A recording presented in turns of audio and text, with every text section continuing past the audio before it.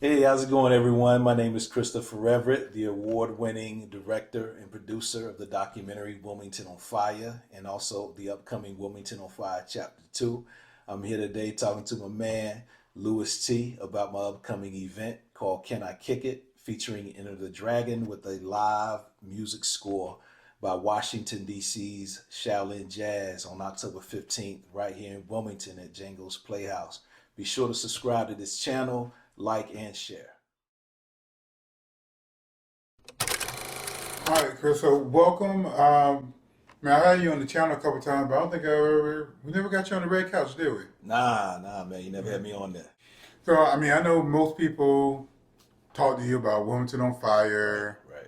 because you're an award-winning director, writer, but that is not why we have you here today. I don't like to do what everybody else is doing. Right. You got you. So you tell us why what we're here talking about today.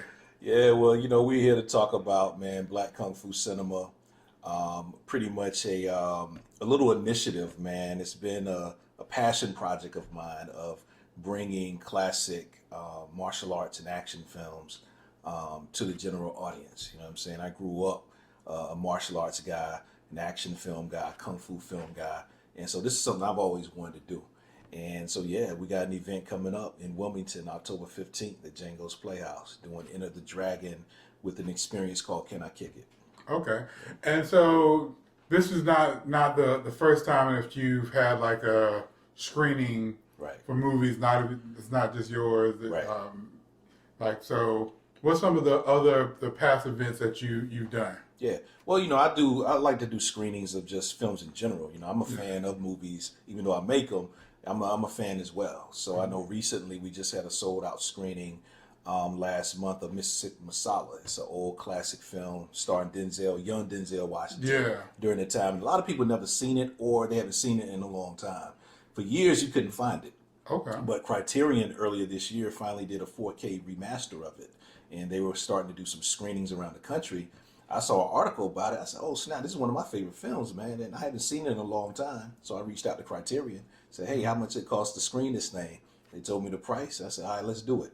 And so I reached out to Django's Playhouse, made it happen, man. And we had a sold out screening. And what was really dope is that I posted the picture of a selfie of the whole crowd in the background, and I tagged the director of the film, and she actually reshared that, on her Twitter feed. So that was dope, man, to get that confirmation that she loves that people are still really engaged with this film, man. So I had a good time with it. So, we've done stuff like that, and also recently, while I was in the Triangle in the Raleigh Durham area, I've done several screenings. I'm at the Pinhook, which is a cool music venue downtown Durham.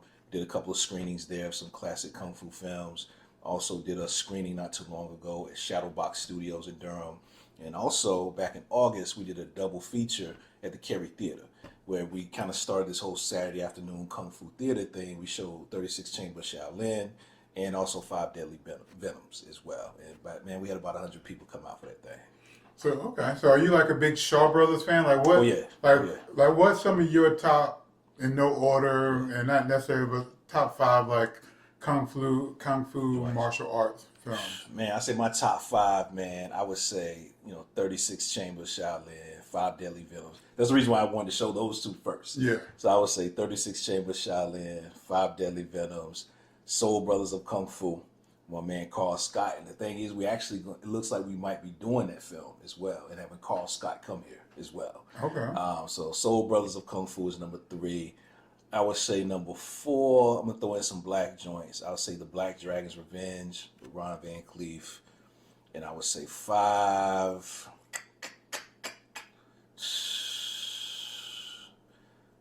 I'll say Wu Tang versus Shaolin. You know Okay. what I'm saying?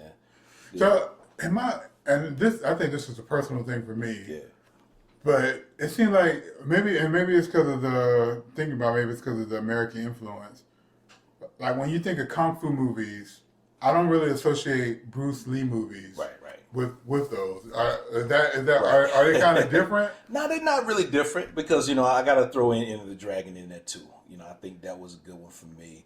it's so many, man, to pick from, Yeah. man. So it's hard for me to have a top five. You know Yeah. what Oh I'm no, saying? it's like yeah, it's Yeah, like hip it's hop. tough. Yeah, Yeah. it's tough, man. So, but I think you have to include Bruce Lee in there. But I think he kind of really took it to another level, Yeah. where the standard kung fu films were kind of limited to over there. But a lot of people that maybe grew up in like DC or New York, remember like Channel 5 and those type of channels, Yeah. they would do the Saturday afternoon kung fu stuff of all Well, those type of joints. I think You we know, had Sunday on USA. right, You right. know, with the bad dubs. Yeah, yeah, yeah. So that's what we kind of classified as with that, But with Enter the Dragon and those things, man, were more, modernized and Americanized. You know what I'm Yeah. saying? But it's all the same. Okay. Yeah. How do you feel about some of the newer movies, or the newer Right. movies, especially I don't know what year it is, but I felt like there was after Crouching Tiger, Hidden Right. Dragon, Right. there was like a resurgence Right. in the States, Right.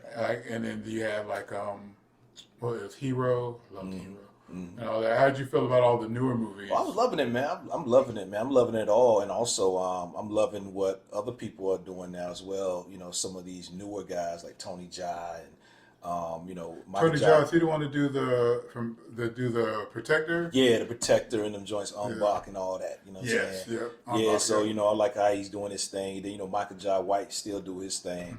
With the straight to DVD type stuff. And I know him and Tony Jaa have done a couple of joints together too, which is pretty cool. A lot of that stuff, man, it's not making the big movie theater stuff, but it's a lot of times right now it's like straight to streaming.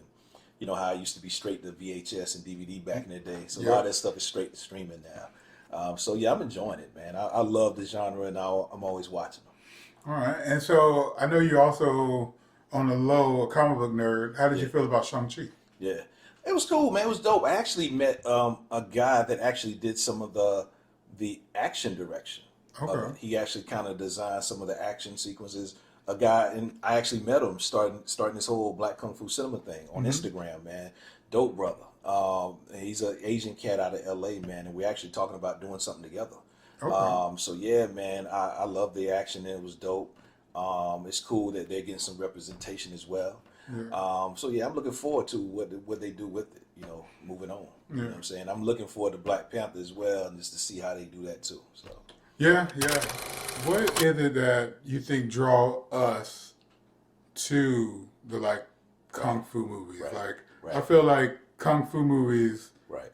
is kind of a black thing. It is. It is You because know. see, man, people don't realize, and people know me from Wilmington on Fire, but also, I'm finishing up a martial arts documentary as well about Grandmaster Vic Moore. Yep. And so, doing his film for about 5 years and doing research about black people and how we were drawn to the martial arts. Man, it just goes back to resistance, being a people of resistance and standing up. And so we, saw some of these movies and it's showing them, standing up against the government and these oppressive regimes because we could relate to that because we were doing that here in America. You know what I'm saying? Of being, oppressed and through Jim Crow and all that. Then also people don't realize that when those kung fu movies started coming over here in the theaters, they weren't going to the suburbs. They were coming to the inner city. You know what I'm saying? So some of your first, Five Fingers of Death and some of those earlier joints, man, came to the inner city theaters. You know what I'm saying? And so we were supporting them. We were supporting this whole movement of kung fu in America. It was black people, man. Yeah. And, it wasn't in suburbia yet. You know what I mean? So they were in our theaters. We supported them. And also we were, learning karate and all this cool stuff as well. Because even with doing the Grandmaster Project, even how he learned martial arts was that he learned it from a couple of brothers that were in World War II at the time. And they were stationed in Okinawa. And so they learned a little bit when they came back to the States. They'd be out there doing something and then Grandmaster Moore, him and his friends were kids. And they said, man, can you teach us some of that? And he said, yeah, man, just, follow me. You know what I'm saying? That's how a lot of those cats, man, brothers back in the day learned. They learned from guys coming back from World War II, later on Vietnam, these places like that. And so it always fascinated us, man, of really, one, especially with martial arts, self-defense, defending yourself. You know what I'm saying? Just because we grew up in harsh environments. You know what I mean? So we had to learn to protect ourselves. So that was always a cool thing we always were drawn to. Then also, the movies were in our cities. They were in our movie theaters. So it was about, fighting against the system, standing up for yourself, protecting yourself, and so we really gravitated towards that. Okay.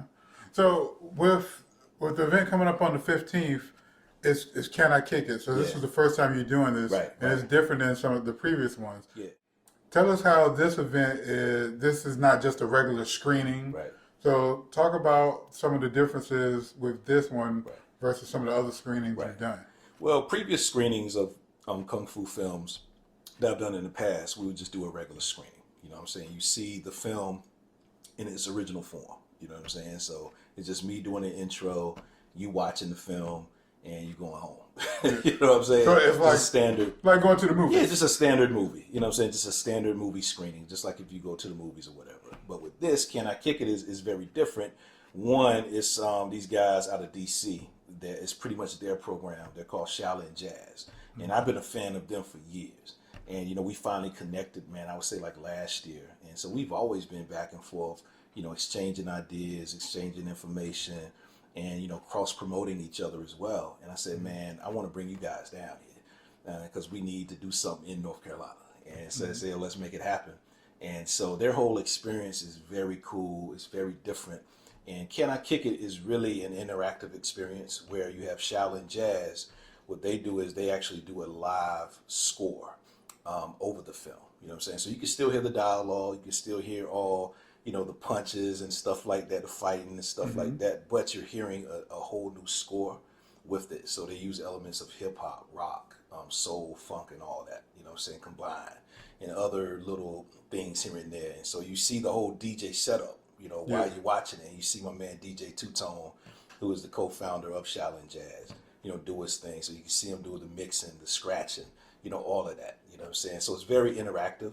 And also you have other elements as well. So before the screening, we'll have a karate demonstration by David Ward as well. Sensei David Ward. We'll definitely do a demonstration before that. And also prior to that, we usually have like a guest DJ set by like a local DJ.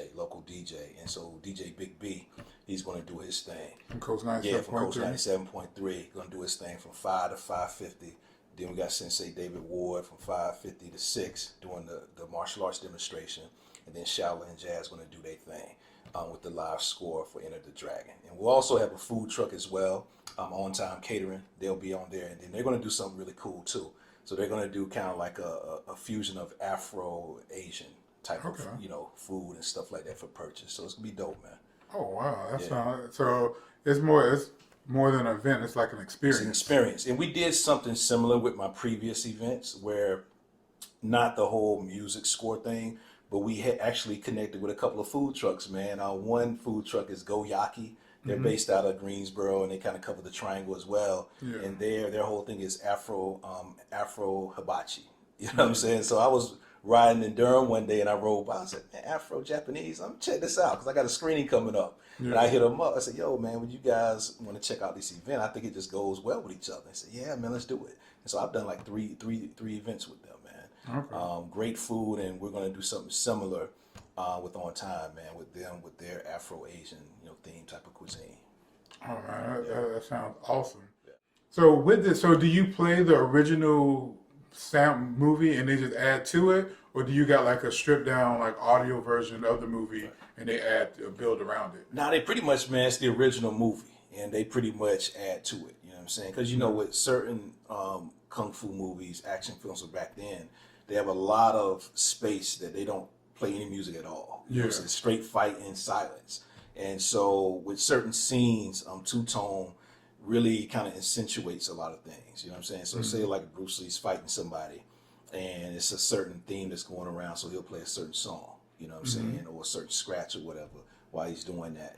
Or say like Bruce Lee is trying to, holler at a chick, you know what I'm saying? He might play a certain song with that, you know what I'm saying? So it's pretty much based off of that. How he does it is, man, it's like a 2-week process. Him going through the film, piecing certain things together, selecting certain songs for certain scenes, certain times during the film, the intro credits, all of that, you know what I'm saying? So it's very, very particular of how he lays down the whole thing, but just doing it in a new creative way, man, makes you watch the film in a new way. Hearing this more modern contemporary music going on. Okay. It seems very, and I mean, I see you wearing the Wu inspired North Cat shirt, but it seems very like RZA-esque. It is. He did a joint, man, because like Shaolin Jazz been doing this for 10 years.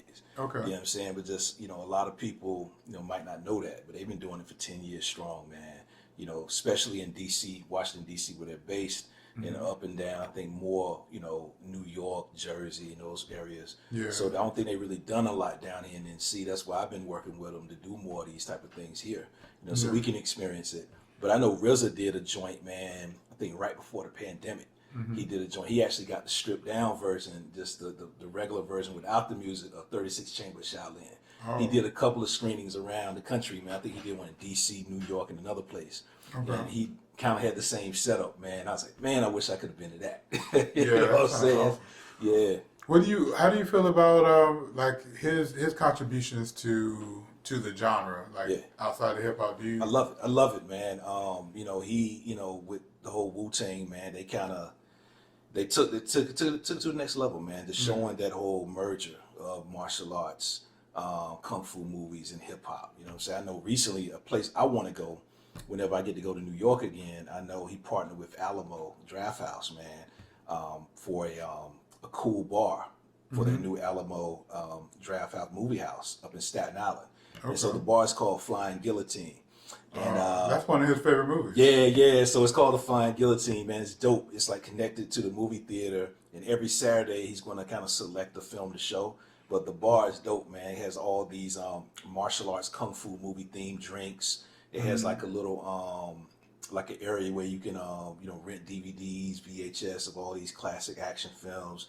It's kind of like a museum as well, where you got all these classic posters, vintage posters, memorabilia, all everywhere. It looks cool, man. I think they just had the grand opening like last month. So I got to go check it out.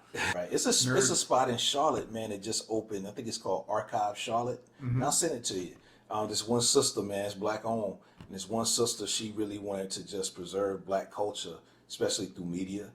So it's like laid out, man. It's like all these old like Ebony magazines, Jet magazines, all this old black media stuff, like cutouts and everything. And then they also got it, where you can purchase some of these old magazines or read them or whatever. It's kind of like a coffee shop. It's like a black culture coffee shop. You know what I'm saying? Just opened up in Charlotte, man. I'll send you the info on it. Okay. Yeah. And so, did you already say which movie you're gonna be? Yeah. We're gonna be for October 15th at Jengo's Playhouse. We're gonna be showing Enter the Dragon, the Bruce Lee classic, also starring Jim Kelly, Bolo Young, as well. Bolo Young. Bolo Young. Yeah, he do his thing in there, man. God, Bolo Young was one of the best kung fu bad guys. Oh yeah. Definitely underrated. Yeah, he just had the charisma, the presence, all that, man. It's like he was just one of those guys, man. Like, yo, you saw him in the movie, like whether it was Bloodsport, Double Impact, Enter the Dragon, all them joints, man. He just was like the ultimate bad guy. So I got a question. So we got the business out of the way. We can nerd out a little bit. Yeah. Like, so who are some of your? Because you mentioned Double Impact. Yeah. Who's some of your favorite, if any, like white kung fu people? Or just martial artists? Yeah. Oh man, that's really, man. Most of them, man. I would have to say Jean-Claude Van Damme, man. He was my guy when I was growing up. I wanted to be the black version of him at one time. Can you do a split? I used to when I was in shape. When I was in shape, man, I always wanted to do the splits, and also, man, he would always get the women. He was a nice looking guy. He always would get the women. He would always win at the end as well. He was at breakdancing? Yeah, you know what I'm saying? Yeah. So it's like, Van Damme was always on top of my list, man. Also Steven Seagal as well, man. Like all them joints, Hard to Kill, Above the Law, Marked for Death. You know what I'm saying? I feel like people don't give Steven Seagal his flowers. Right, they don't. Because of like, and I mean, he's a little bit to blame because I feel like he got a little bit crazy with it, but. But yeah, like man. You said, when he came out, those movies. Yeah, man, Out for Justice, man. And then, like, what I like with Seagal, man, like, one, you could never hurt him. He would never get hit in none of his films. But that's why people play him. Right. Right. He would never get hurt, man. Then also, he would have like the same outfit on. He used the same little Beretta gun, and then he gonna grab your hand like that, bend it, break your arm, break your knees, all of that. Man, it was crazy. How do you feel about the newer guys like what's my man from the Transporter name? Oh, you talking about Statham, Jason Statham? Jason Statham. I'm loving it, man. You know, I like him. My man Scott Adkins. Who's Scott Adkins? He's done a lot of joints. You remember Undisputed 2 with Michael Jai White when he was going against that guy in prison? He also been in what's the joints? He was also in Expendables 2 as well. Okay. He's kind of like a henchman, but he does like a lot of low budget action straight to DVD. So you're like straight. You're really into that. What would be considered a B movie. Yeah, but that's all you really got now. You know what I'm saying? Because they got mostly they've kind of trained actors to do like top actors now. Yeah. People that win Oscars, they kind of train them to do choreography now and do these things. Yeah. So you got your John Wicks.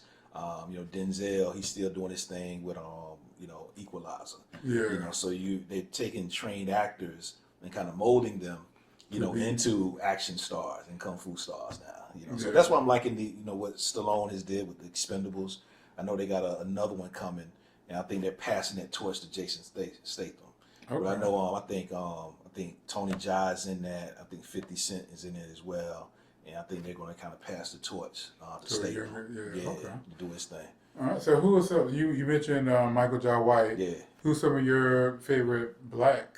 Oh man, I'll say all the time, man. You got Jim Kelly, Ron Van Cleef, and I had the pleasure of actually interviewing Ron Van Cleef. Man, we showed a film of his back early in April. Which film? Like for the people that are not in the know, which film? Man, we showed Ron Van Cleef's The Black Dragon's Revenge. Okay. It's a cool film. This is the film he did with that. It was during the whole, they called it Bruceploitation, where when Bruce Lee died, they pretty much were kind of just running with it. Yeah. And so they were doing movies based off his death. They had a couple people that were pretending to be him. They had like Bruce Lee, Bruce Yee, and all that stuff. You know what I'm saying? It was weird, man. But with the Bruce Leroy, would that be considered one of those movies? Kind of, sort of. And, Tamar, that's my man, too. You know what I'm saying? And Tamar from The Last Dragon, I got to put him in the mix, too. So, Tamar, we're actually going to be doing an event with Tamar in February. And I can get, more into that later. But, Tamar, Ron Van Cleef, Jim Kelly, Carl Scott, from Soul Brothers of Kung Fu Executioner, Michael Jai White for sure, Wesley Snipes. For sure. People always sleep on Wesley, man, with martial arts. And with Wesley, man, I give him his props. I remember when I was a kid, and you might remember this, man. I remember TNT, he did a thing on TNT. I think it was like Masters of Martial Arts or something. It was a big special. It came on. It was for him when he first came out with Blade, to promote Blade as well. Okay. And this is like 96, 97, man. And it was a cool thing to see a lot of these top martial artists like Ron Van Cleef, Moses Powell, and all these cats, man, black, white, Asian, get their props. And Wesley Snipes put this whole program together, and it was on TNT, prime time. And that was dope, man, to have all these cats there and him, elevating martial arts and movies to the next level. And so Wesley, he definitely doesn't give his props and respect. And also, I would put in Chuck Jeffries in there. A lot of people probably don't know who that is. Yeah, But Chuck Jeffries, man, he's kind of like a martial arts movie legend. He was a stunt choreographer for years. He actually was in a movie that was here called Blood Moon. They shot it here back in like 96, 97 in Wilmington with Gary Daniels. He was a martial arts guy as well. But Chuck Jeffries, man, he was kind of considered the karate Eddie Murphy. He looks like the dude, man. Okay. And I'm seeing your picture, he looked like Eddie Murphy back then. You know what I'm saying? And they would actually, in some of the films he was in overseas, they would try to make it seem like it was Eddie Murphy. Oh, wow. You know what I'm saying? Yeah, Chuck Jeffries, look it up, man. He looked just like Eddie, man. But he was a martial artist, man. But he's done a couple of joints in this area. Blood Moon, and I've thought about actually doing a screening of it here.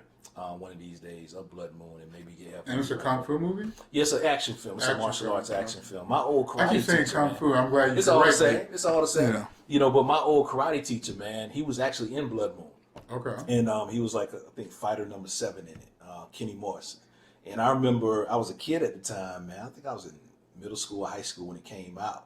And it was a big deal in the newspaper in Laurinburg, man. They had him on the cover of the paper. I was like, man, that was really the first time me seeing somebody from my area, doing something in the movies, man. It actually gave me confidence. I told him this all the time, man. I said, yo, man, seeing you in the paper as a kid, gave me the confidence that say, I can do something in the movie game. You know what I'm saying? So, seeing him, even though it was a small role, I thought it was the world, man. Yeah. You know what I'm saying? Yeah, He wasn't and the star. he was in the newspaper and everything. Yeah. And then I saw the film, you know what I'm saying? When it came out, it was like on HBO. It was one of those obscure, rated R action films, man. It wasn't that big. Because I watch it now, I'm like, man, this thing was terrible.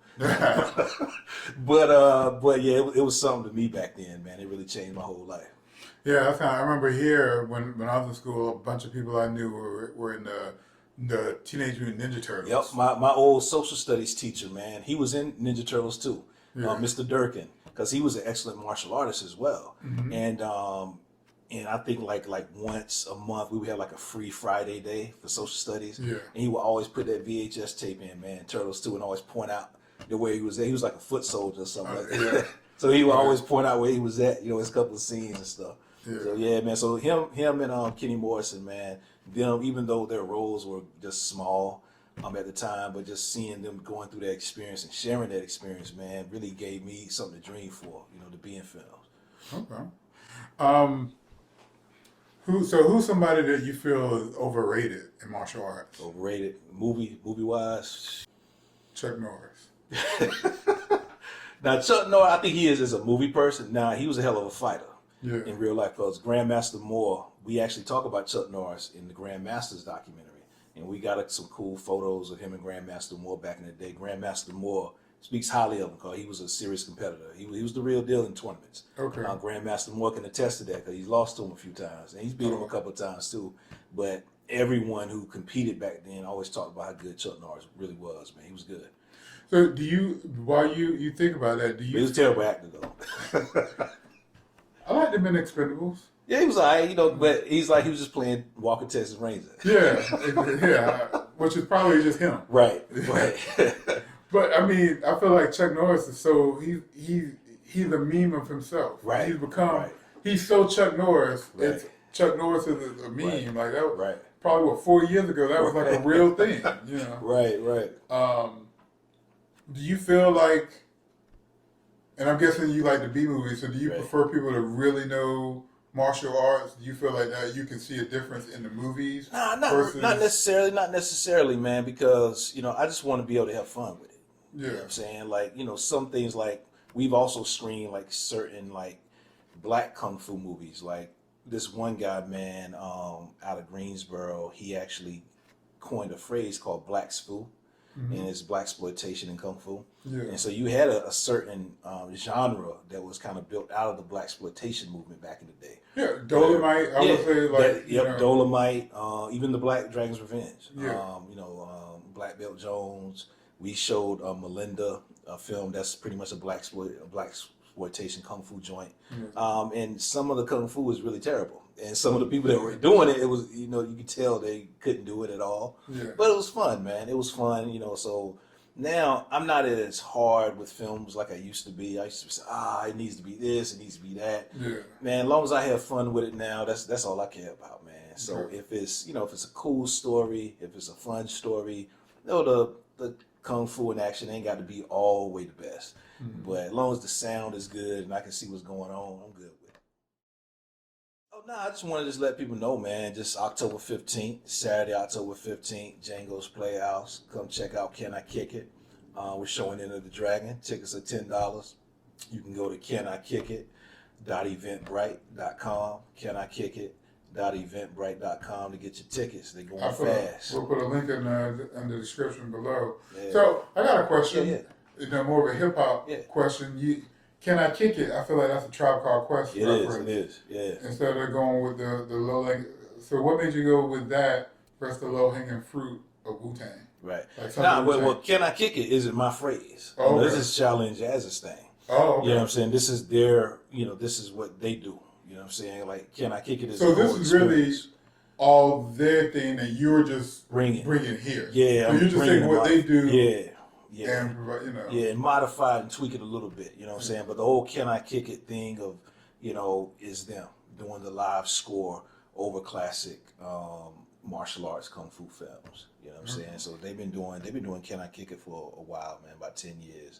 And they do outdoor events. And so what I want to do is bring it here, test it out a little bit, see how the community, see how Wilmington like it, and then next summer do something bigger outdoors, you know, with them as well. You know what I'm saying? So yeah, let's talk about them a little bit before we close out. So what's some of the, besides like the Can I Kick It? Yeah.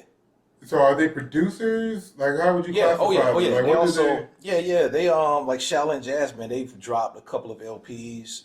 I think what they're known for is some of their mixtapes that they've dropped over the years. You know, they've done vinyl, all of that. And you can go to ShaolinJazz.com, check out all their music.